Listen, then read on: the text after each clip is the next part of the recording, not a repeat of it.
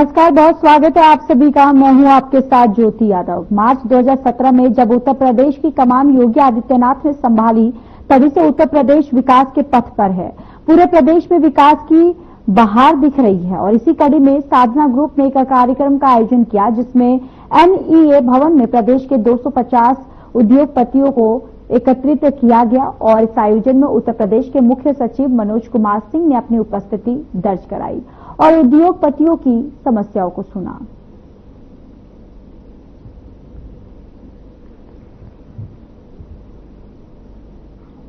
साधना TV के ब्रजमोहन जी, commissioner police Noida Lakshmi ji,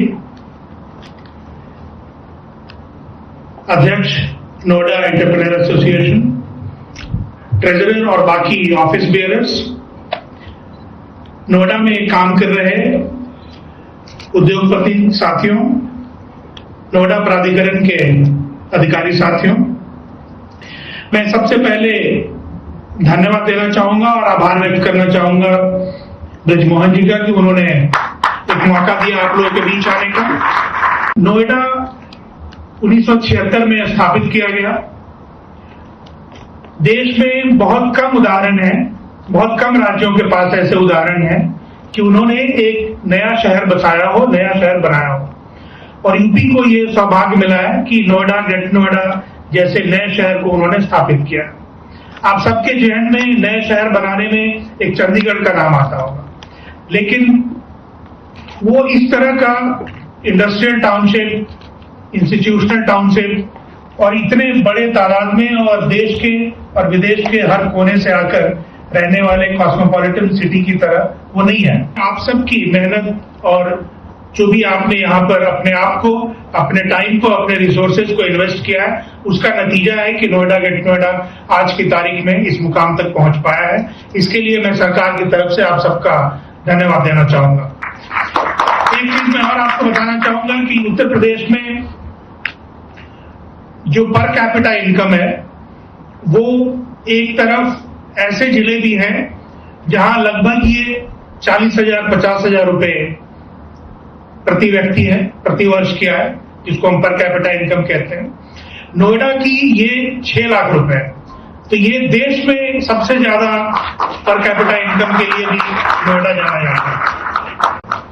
साथियों, बहुत देर से आपने सुना पिछले 2017 से क्या हुआ है और इस तरह के परिवर्तन और इस तरह के ट्रांसफॉर्मेटिव चेंजेस दुनिया में और हिस्ट्री में बहुत कम देखने को मिलते हैं।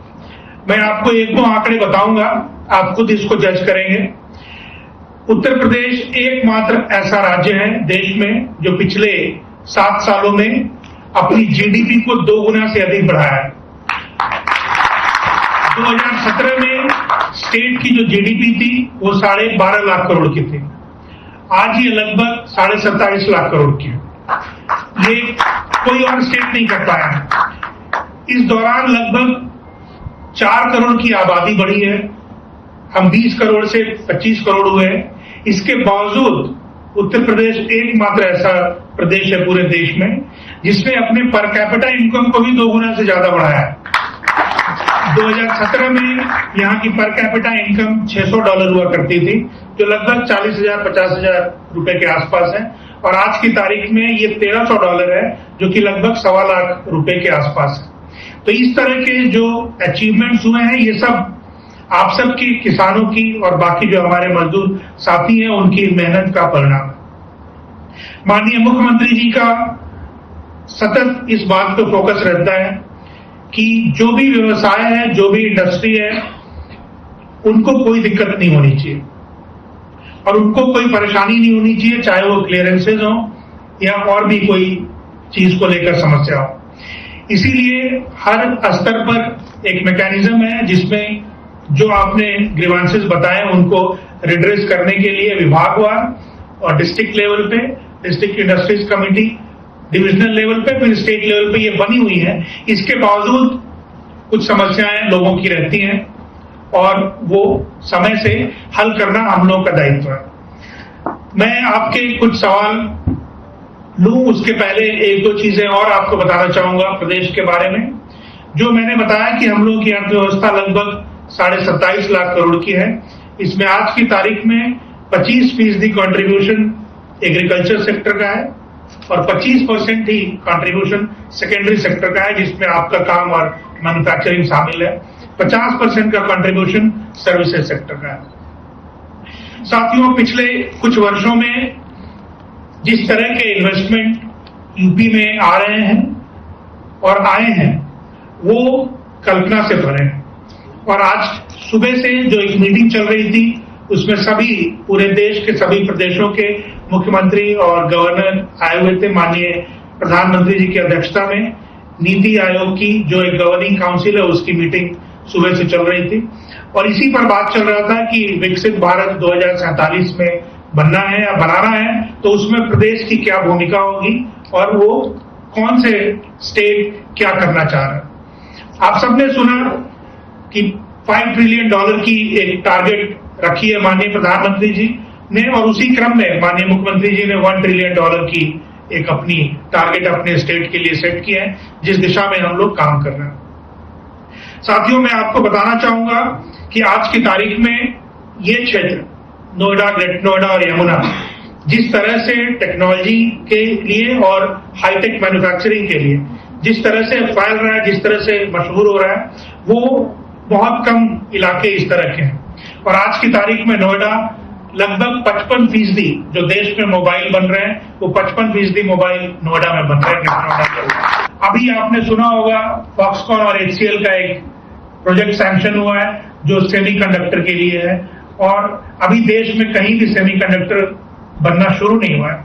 लेकिन अभी जो 6 प्रोजेक्ट सैंक्शन हुए हैं उसमें 4 गुजरात में है, 1 आसाम में है और ये 6ठा नोएडा को इसका मिला है।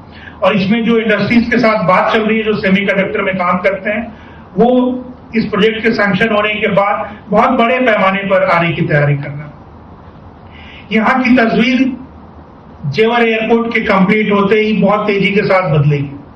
आप सब देख रहे होंगे कि उस इलाके में किस तेजी के साथ विकास हो रहा है, लेकिन जेवर एयरपोर्ट में जो सोच है माननीय मुख्यमंत्री जी की वो मैं आपको बताना चाहूंगा कि जो दिल्ली का इंटरनेशनल एयरपोर्ट है वो लगभग 5000 एकड़ में बना है और वो आज की तारीख में जो उनके रनवे वगैरह की स्थिति है वो 6 करोड़ पैसेंजर को साल में डील कर सकते हैं, जिसके आसपास वो लगभग सैचुरेशन पे वो पहुंच चुके हैं।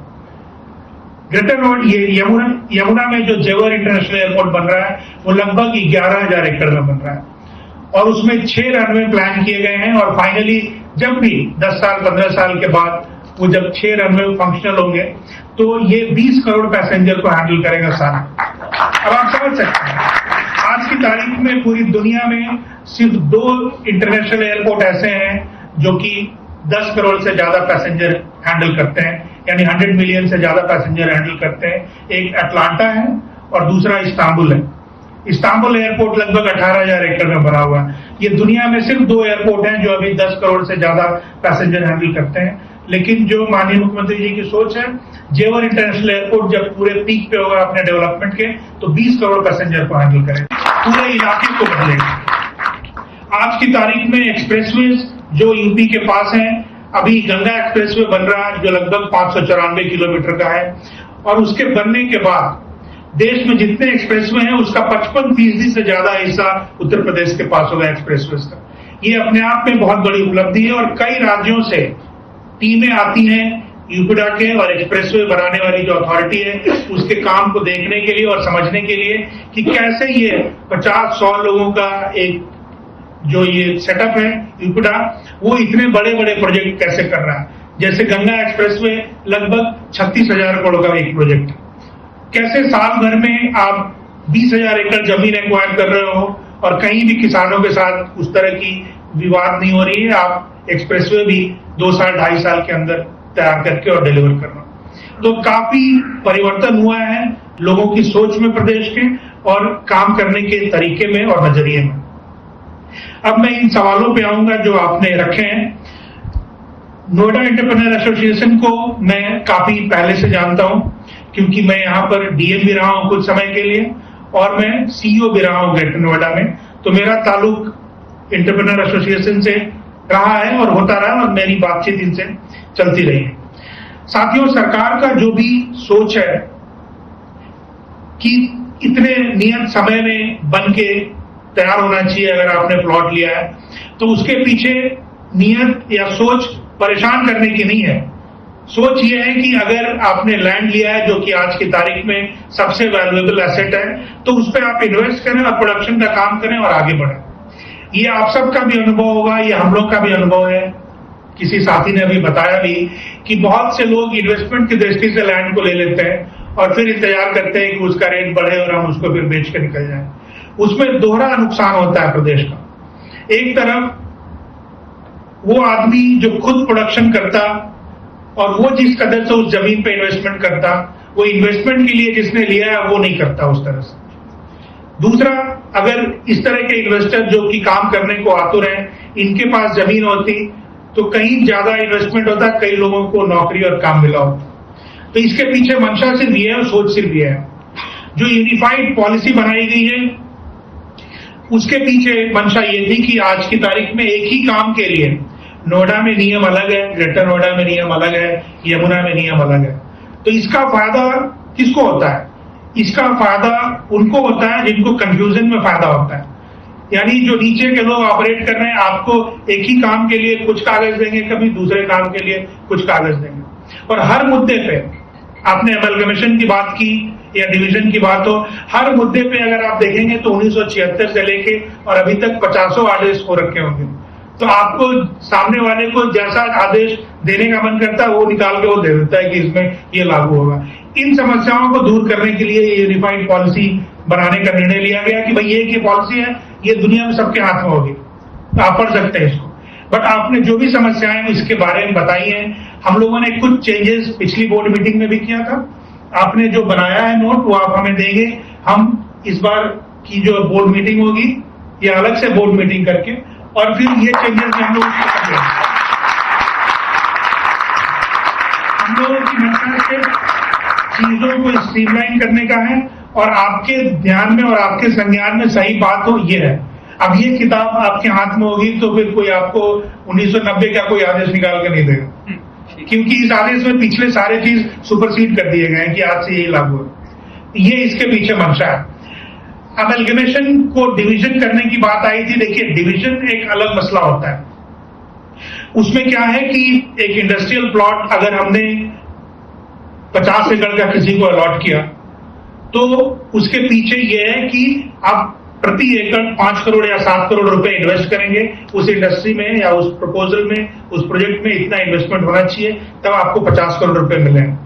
अब 2 साल डाउन द लाइन कोई कह सकता है कि हमने तो ये अपना इन्वेस्टमेंट 25 एकड़ में कर लिया, अब बाकी 25 एकड़ हमको डिवीजन करके बेचने की अनुमति दे दीजिए। तो हमने अगर 50 एकड़ जमीन आपको 10 करोड़ में दी थी तो 4 साल के बाद वो 25 एकड़ जमीन 20 करोड़ की होगी। तो ये थोड़ा डिवीजन करके और ट्रांसफर करने में अलाउ इंडस्ट्री के सेटअप में नहीं किया जाता है। दूसरा ये कि जो अपने ब्लड रिलेशन में ट्रांसफर करने की बात है, तो जैसे रेजिडेंसेज में अलाउ किया गया है, ये इंडस्ट्री में भी अलाउ किया जाता है, क्योंकि इसके पीछे सोच यही थी। जीएसटी के जो नोटिस बता रहे थे कि 20 साल 25 साल पुराने आए हैं, तो मैं आपसे रिक्वेस्ट करूंगा कि एक नोटिस आप मुझे कोई कॉपी दीजिएगा। आपके पास मेरा नंबर नहीं होगा तो आपके पास दे दीजिएगा। मैं एक बार जीएसटी प्रमुख सचिव साहब को बुलाकर बात करूंगा। और ऐसा हरगिज नहीं होना चाहिए। 20 साल पुराने रिकॉर्ड ना आपके पास होंगे ना उनके पास होंगे, तो उस पर फिर कोई बात हो नहीं सकती। तो इसको हम लोग, अगर ऐसा कोई नोटिस हुआ है तो हम उसको वापस कराएंगे। एक बात आई यहाँ पर चारागाह की या कॉमन लैंड की, पशुचर की आपने बात की। देखिए, ऐसा है कि ये, फिर मैं कहूंगा कि ये रेवेन्यू अथॉरिटीज या जो भी लोग हैं वो सिर्फ परेशान करने के लिए थे इसको कर रहे हैं। क्योंकि एक मसला मैं आपको बताऊं, एक लखनऊ में यूनिवर्सिटी है और वो ग्रेटर नोएडा में एक कैंपस बनाने के लिए लैंड लिया उन्होंने, और उनको टीएमटी या कुछ इस तरह का उस यूनिवर्सिटी का नाम है, और उनको लैंड अलॉट हुआ। अब उसके बाद उस लैंड से एक चक्रोट गुजरता था, तो उस बंदे ने तो किसी और से जमीन खरीदी थी। ग्रेटर नोएडा ने एक्स को अलॉट किया था, एक्स ने ये वाई को लैंड बेची थी और वाई अपना मेरठ में उनकी यूनिवर्सिटी है, उसका एक कैंपस यहाँ बनाना चाहते थे। अब उसमें एक चक्रोट जा रही थी, तो अब उस समय के जो डीएम साहब थे उन्होंने लिख दिया कि अब ये चक्रोट का पैसा ये जमा करें। अथॉरिटी ने चक्रोट का पैसा नहीं दिया है, और चक्रोट के बदले जो नियम है वो ये है सामान्यतः रेवेन्यू कोड में कि चक्रोट या कॉमन लैंड के बदले में आपको जमीन देनी होती है, क्योंकि इसमें सुप्रीम कोर्ट के ऑर्डर्स हैं कि आप जो कॉमन लैंड है, गांव के लिए जो जमीन है, वो आप किसी प्राइवेट आदमी को नहीं दे सकते हैं। अगर उसको जरूरत ही है तो उसके बदले में वो उसी लायक जमीन दे कहीं बगल में। लेकिन ये प्राविधान नोएडा में नहीं लागू होते हैं, ये प्राविधान गांव में लागू होते हैं, जहां की हमने 10 एकड़ जमीन खरीदी, बीच में एक चक्रोट आ गया, मेरे 10 एकड़ के पीछे भी 5 किसानों की जमीन है, तो उनको पहुंचने के लिए एक बगल से चक्रोट की व्यवस्था मुझे देनी होगी अगर मैं इस चक्रोट को आपके प्लॉट में मिला रहा हूं। ये वहां के लिए लागू होती है। लेकिन नोएडा, ग्रेटर नोएडा, जहां की 100% जमीन हम एक्वायर करते हैं, आगे पीछे सारी जमीन यहाँ एक्वायर होती है, क्योंकि एक्वायर जमीन जो नहीं है उसके ऊपर कोई नक्शा पास ही नहीं होता, तो यहां पर वो चीज लागू नहीं होती है। जब यहां पर एक बार नोएडा के या ग्रेटर नोएडा के नोटिफिकेशन के एरिया में कोई क्षेत्र आ गया, तो वहां फिर ये रेवेन्यू कोड का क्लॉज नहीं चल सकता है कि आपने अगर चक्रोट एक्वायर की या रिज्यूम की। चक्रोट एक्वायर नहीं होती है, कॉमन लैंड रिज्यूम होती है। वो कलेक्टर साहब रिज्यूम करते हैं, उसका पैसा अथॉरिटी से ले या नहीं ले, बट वो डीएम साहब थे कि उस समय उन्होंने एक 2000 करोड़ रुपए की डिमांड पिछले साल शासन में भेज दी कि ये पिछले 10-15 सालों में इतनी ग्राम समाज की जमीनें रिज्यूम हुई हैं चक्रोट या खलिहान के रूप में, तो इसका 2000 करोड़ रुपए इंडस्ट्री डिपार्टमेंट, रेवेन्यू डिपार्टमेंट को दे।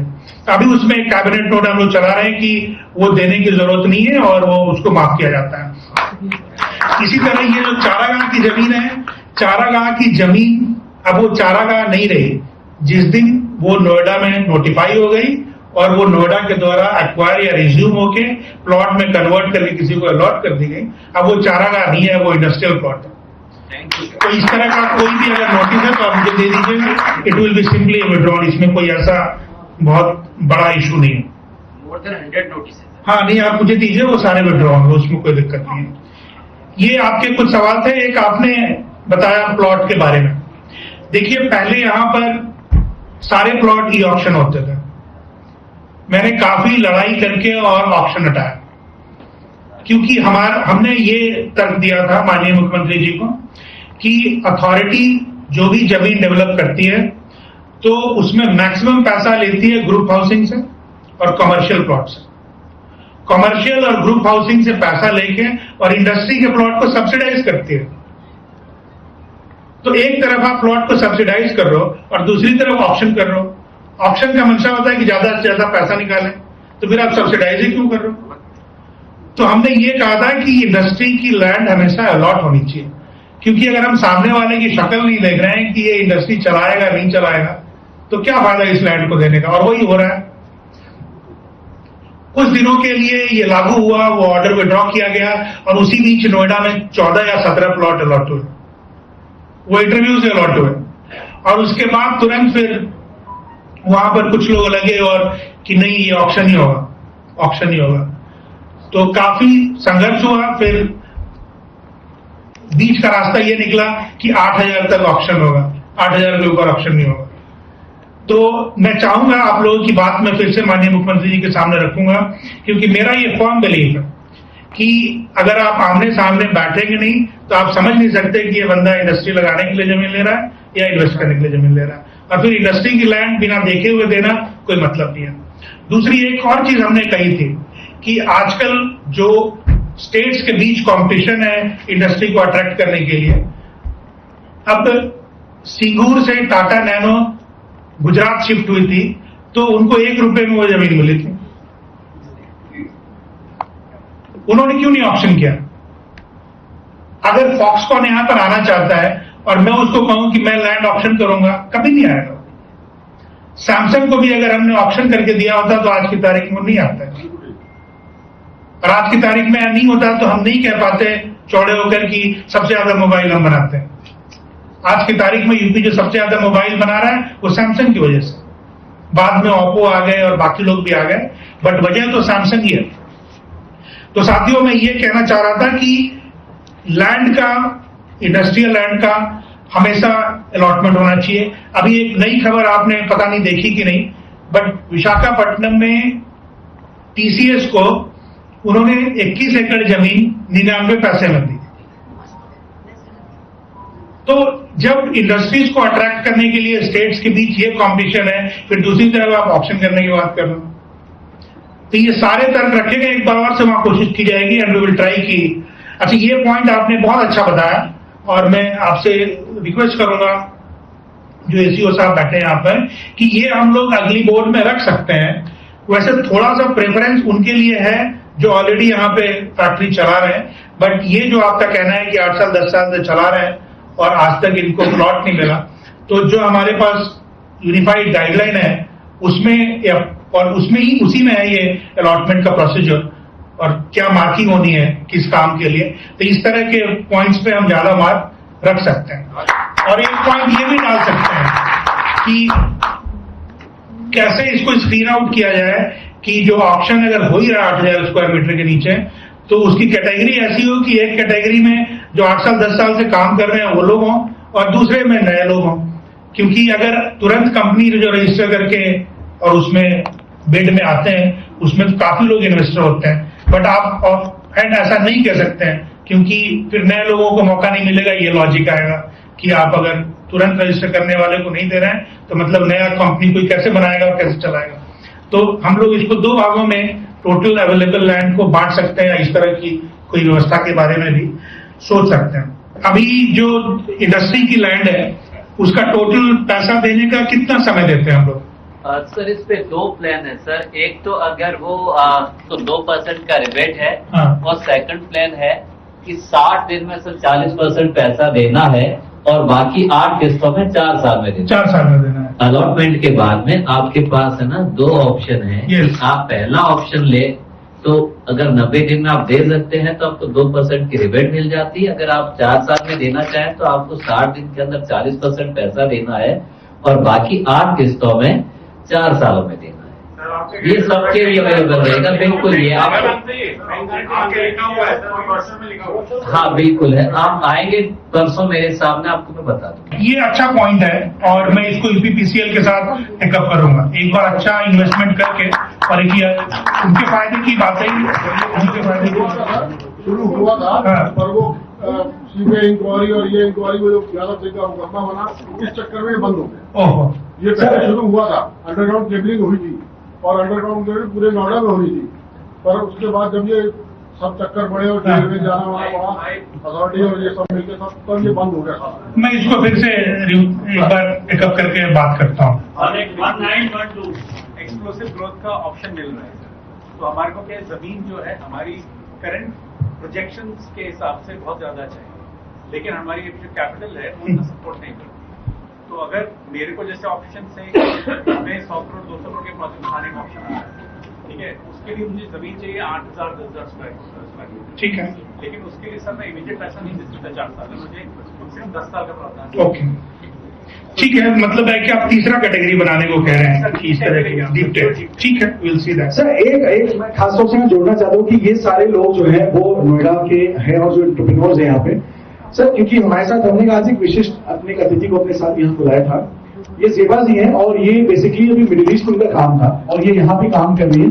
तो मैं आपसे एक बात जानना चाहता हूँ कि ये जो लोकल लोग हैं खासतौर से यहाँ पे निश्चित रूप से इनकी कई समस्याएं थी और उनकी बात रखी। आप यहाँ पे आई हैं क्योंकि आपने जैसे आपका बिजनेस था मिडिल ईस्ट में, आप यहाँ नोएडा एनसीआर में आप काम कर रही हैं क्योंकि सुरक्षा के दृष्टिकोण से कमिश्नर मैडम यहाँ पे हैं और डेवलपमेंट के दृष्टिकोण से चीफ सेक्रेटरी साहब हैं।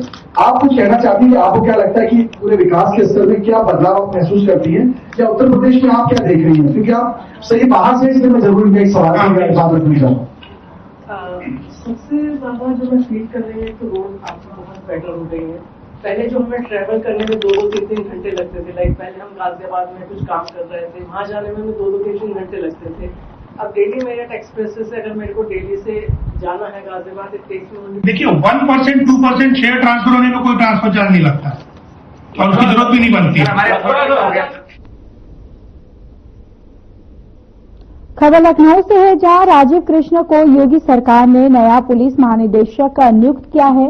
राजीव कृष्ण 1991 में आपको बताते चले कि कैडर के आईपीएस ऑफिसर हैं। बताते चले कि वर्तमान डीजीपी प्रशांत कुमार 31 मई को रिटायर हो रहे हैं।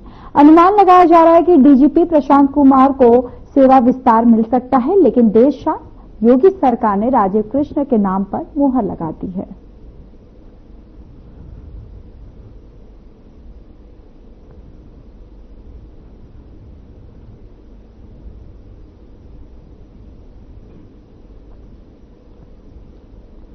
बुलेटिन में मेरे साथ इतना ही, पर अब वक्त हो चला है डॉक्टर राकेश गुप्ता के साथ हमारे खास कार्यक्रम प्लस माइनस का।